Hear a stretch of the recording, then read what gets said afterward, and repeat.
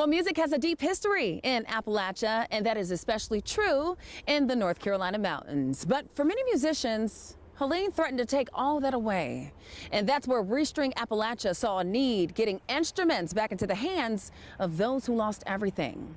Enrique Salinas saw firsthand the power of being able to play again.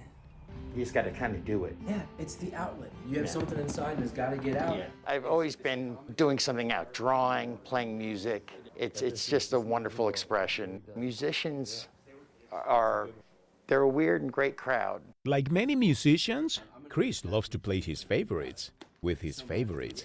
Yeah, I play with a band. We're a three-piece. Since we're older guys in the crowd kind of thing, we kind of hit like, we don't do covers, but we call it alternative 70s music. At 54 years old, I'm trying to have some fun. But a passion put out when Hurricane Helene tore through. Chris's family lives in the mountains too. And although they are just miles apart, for a while, they couldn't reach each other.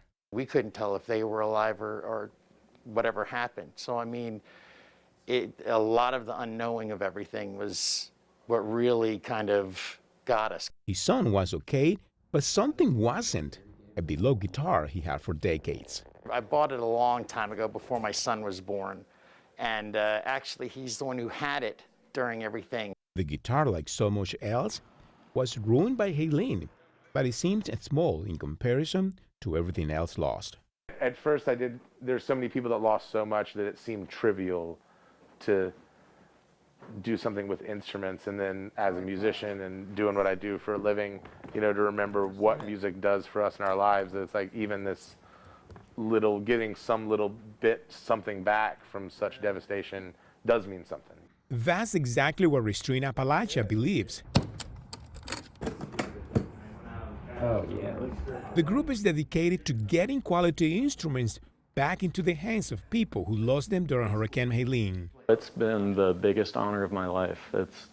It's a real treat to get to just hand out free instruments to people and give people back the gift of being able to make music at home after they've lost it in such a traumatic way.